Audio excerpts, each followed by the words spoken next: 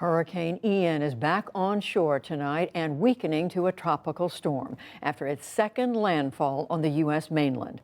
The storm struck near Georgetown, South Carolina this afternoon with winds of 85 miles an hour, heavy rain and surging waves. In its wake, officials in Florida confirmed at least 17 are dead, with vast scenes of wreckage along the state's southwestern coastline.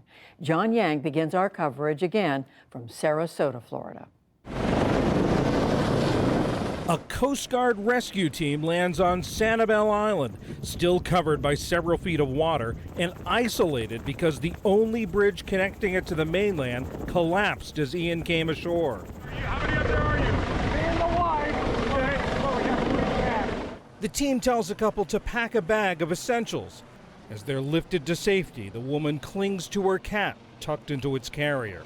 It's one of more than 700 rescues across southwest and central Florida in Ian's aftermath. Stephen King rode out the storm on San Carlos Island. And when it got to there, the way they were saying on the news, I thought it was going to eventually go over our heads. I called my daughters and said goodbye. Next time, we'll know to get the hell out. Ed McCrane has run Sarasota County's emergency services for 17 years. You'll notice the signs of logistics. This is probably the worst type of storm that I've seen in my career. And I've been through, Katrina, Ivan, but this one was intense. I think they're going to end up classifying this as one of the most dangerous and largest in the history. The work of McCrane's team didn't end when Ian moved on from Southwest Florida. We transitioned from responding to recovery. We're still responding because we're bringing in food and water. We're doing search and rescue operations, but we're coordinating for resources. Before and after photos dramatically illustrate the destruction Ian caused in Fort Myers, leveling homes and wiping out entire communities. For residents returning to the city, the loss is palpable. We just got here and this is what we found. We've only been here for 6 months. We just pulled off our money to buy it and it's gone 6 months later. Tyler Hallman placed his waterlogged family photo albums in the sun to dry. Everything was submerged. We had probably 3 or 4 feet of water inside the house. At the White House, President Biden expressed the nation's sympathies. The situation in Florida is far more devastating. We're just beginning to see the scale of that destruction. It's likely to rank among the worst in the nation's history. It's going to take months, years to rebuild. And our hearts go out to all those folks whose lives have been absolutely devastated by this storm. America's heart is literally breaking. High water remains a problem throughout southwest Florida, and officials say it could get worse in the coming days. That's because all that rain that got dumped on central Florida is going to be carried by rivers down to this region. Rebuilding lives won't be easy. At one point today, 1.9 million people across the state were still without power.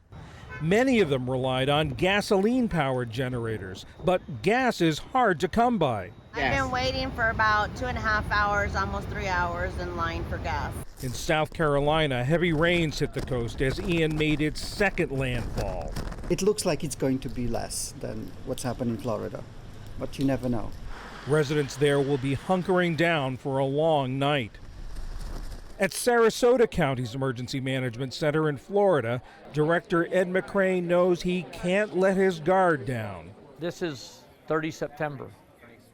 We have all of October and all of November to remainder of the hurricane season. We're not taking our eyes off the Atlantic. There could be another system that pops up. This has been a very quiet year in some people's minds until this. It only takes one, and this was our one. This operations center has been staffed 24 hours a day, 2 12-hour shifts since this past weekend. And the director says he expects it to remain up and running for some time to come, though not necessarily around the clock, as the long recovery effort continues. Judy?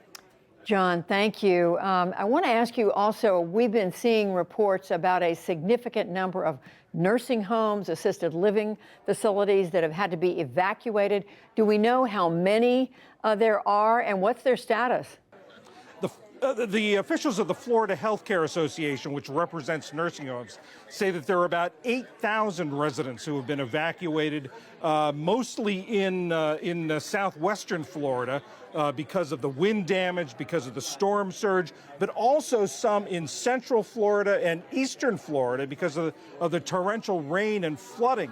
Some of these places don't have running water, some don't have power, and some are damaged structurally. And John, do we know what the plans are with regard to bringing them back to where they were and what they're doing in the meantime and how that's all being managed? A lot of them are in evacuation centers, and the Florida Healthcare Association notes that their caregivers have sort of embedded with them, have remained with them and gone with them, even though their homes may have been damaged and withstood the brunt of Ian. There are about 78 nursing homes without power, but have generators that are still in operation. That's a state law here in Florida that all long-term care facilities have generators, and that once a state of emergency is declared, they have 96 hours of fuel on hand. And also a number of the nursing homes that don't have running water are looking at bringing in water trucks so they can get the residents back in their familiar surroundings as quickly as possible. Well, the challenges just seem to be endless wherever you look. John Yang reporting for us from Sarasota. Thank you, John. Let's talk further about some of the relief efforts that are beginning to get underway. Evan Peterson is with the American Red Cross, and he joins me from Orlando. Welcome to you, Mr. Peterson. So tell us, what are you and your colleagues dealing with? What are you going to be having to do in the days to come? Well, it is kind of at a moment right now where we're all kind of coming out of our shelters and figuring out what exactly happened, how much damage has there been. We've been here since before the storm, making sure that we have resources and people at the ready so that when the time comes that we're not providing that immediate safety and those immediate needs, we can start transitioning towards long-term recovery. Right now, we're slowly beginning that process. We've been in constant communication with our government liaisons, municipalities, emergency management services, all across the state of Florida, but as well as South Carolina and Georgia, making sure that when they need help, when they need us to help respond, we are able to do so. In fact, last night we had 10,000 people staying at a variety of Red Cross and partner shelters, about 100 in total. So right now, that's the name of the game, beginning that pivot, assessing damage, and making sure we're developing that plan to help people make that long-term recovery help. What do you think the greatest need is going to be, first in Florida, where it certainly appears the worst impact of this storm has been felt? I think right now it might be a little too early to say what the greatest need is going to be. Ahead of this storm, we moved in tens of thousands of different kinds of disaster supplies to help people, including hundreds of blood products. But right now, when people have been asking me, what is the best way that I can contribute to what the Red Cross is doing and helping people, I tell them this: if you have a blood appointment on the books right now, please keep that blood appointment. We, again, moved hundreds of products down here ahead of the storm so that when emergency responders need to reach for that type O, they're able to do so. It's going to be on their shelves, but we need to keep that supply open. So I can see you're looking for donations. So at this point, do you have any sense of where the greatest need will be in the Florida area? All across the state of Florida is where we're going to be using this money to help us address this. But obviously right now, when we hear meteorologists, when we hear Hurricane Center meteorologists say that this is a catastrophic flood, I think right now we're looking to that west coast of Florida, the Fort Myers area, one of the first places that comes to mind, because that's where we're seeing a lot of damage, storm surge, millions of people without power. So it's going to be put to use everywhere impacted by Ian, but right now our attention is on those hardest hit places. Well, clearly looking at a long recovery to come. Evan Peterson with the American Red Cross joining us from Orlando. Thank you very much. Thank you.